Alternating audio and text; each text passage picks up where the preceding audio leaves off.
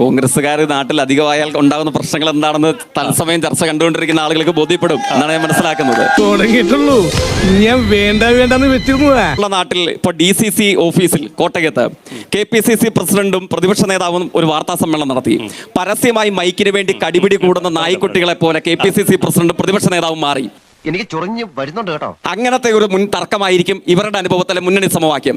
അല്ലെങ്കിൽ കുറച്ച് ദിവസങ്ങൾക്ക് പുറകിൽ ഇവർ രണ്ടുപേരും സമരാഗ്നി എന്ന പേരിൽ ഒരു പൊറാട്ട നാടകം കേരളത്തിലെമ്പാട് സംഘടിപ്പിച്ചു. ഇതൊരു നടക്കി പോണ ലക്ഷണില്ല. പ്രതിപക്ഷ നേതാവ് അല്പം വൈകി വരാൻ. പ്രതിപക്ഷ നേതാവ് അല്പം വൈകിയപ്പോൾ KPCC പ്രസിഡന്റ് സ്വന്തം മുന്നണിയുടെ നേതാവായി കേരളത്തിൽ അവതരിപ്പിക്കുന്ന പ്രതിപക്ഷ നേതാവിനെ സംബോധന ചെയ്ത ഒരു പദമുണ്ട്.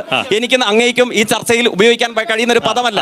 അതെ, ആദ്യം നീ നന്നാകാൻ നോക്ക്, എന്നിട്ട് മതി സ്വയം നന്നാകുന്നത്. ഇത് അങ്ങയുടെ മുന്നണി പോലെയല്ല. ഞങ്ങൾ തെറി വിളിച്ചും അസഭ്യം പറഞ്ഞും കൊലയാട്ട് നടത്തിയും മൈക്കിന് വേണ്ടി അടിപിടി കൂടിയിട്ടുമല്ല ഞങ്ങൾ വിയോജിപ്പിന്റെ രേഖപ്പെടുത്തുന്നത്. പച്ചവെള്ളം ചവച്ചു കുടിക്കണ പഞ്ചപാവം.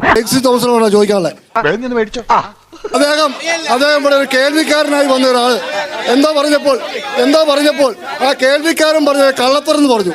അദ്ദേഹം പുതുപ്പള്ളിയിൽ മത്സരിച്ചപ്പോൾ കള്ളങ്ങൾ മാത്രം പറഞ്ഞ് അവിടുത്തെ ജനങ്ങളെ കബളിപ്പിക്കാൻ നോക്കി. വെറുതെ കഴിഞ്ഞ ആഴ്ച നടന്ന കാര്യങ്ങൾ പറഞ്ഞ് എന്നെ നാട്ടിക്കരുത്. ജയിക്ക് എന്ത് കള്ളം പറഞ്ഞു? അവിടെ പറഞ്ഞ മുഴുവൻ കള്ളങ്ങളല്ലേ.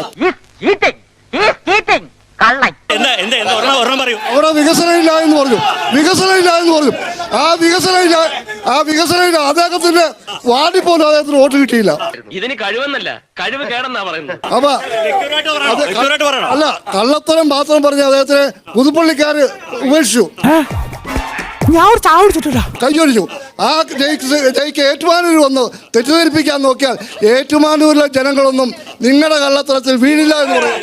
ഷാജിയേട്ടാ, നമ്മൾ എവിടെ പരിപാടി അവതരിപ്പിച്ചാലും ഇതാണല്ലോ അവസ്ഥ. കഴിഞ്ഞ തവണ ശ്രീമാൻ ജയിക്കടക്കം VN വാസവന് വേണ്ടി വോട്ട് പിടിച്ചപ്പം ഈ നിൽക്കുന്ന UDF-കാര് രണ്ടിളയുമായി ചാഴിക്കാടന് വേണ്ടി വോട്ട് പിടിച്ചവരാ. ആ ചാഴിക്കാടൻ ഇത്തവണ LDF-ന്റെ സ്ഥാനാർത്ഥിയായി. ഇപ്പൊ നാട്ടിലെ കൊച്ചു പിള്ളേരെ വരെ കളിയാക്കി തുടങ്ങി. ഈ ജയിക്കടക്കമുള്ള വാസവനടക്കമുള്ള നേതാക്കന്മാർ ചാഴിക്കാടന് വേണ്ടി വോട്ട് പിടിക്കണം. കോയമ്പത്തൂരിൽ ജയിക്കിന്റെ സ്ഥാനാർത്ഥിയെ വിജയിപ്പിക്കണമെങ്കിൽ വേദിയിൽ രാഹുൽ ഗാന്ധിയുടെ പോസ്റ്റർ വേണം. രാഹുൽ ഗാന്ധിയുടെ പോസ്റ്റർ വെച്ചുകൊണ്ടാണ് ഇവർ വോട്ട് ചോദിക്കുന്നത്. എല്ലാരും കൈവച്ചല്ലോ, ഇനി ആർക്കും പരാതിയില്ലല്ലോ. ഇതൊരു കാര്യം മറ്റേടത്ത് ഐഡിയ ആയി പോയി. അവിടുന്നും കിട്ടി, ഇവിടുന്നും കിട്ടി. സ്വാമിയെ നിന്നെ അങ്ങനെ അങ്ങ് പോയാലോ.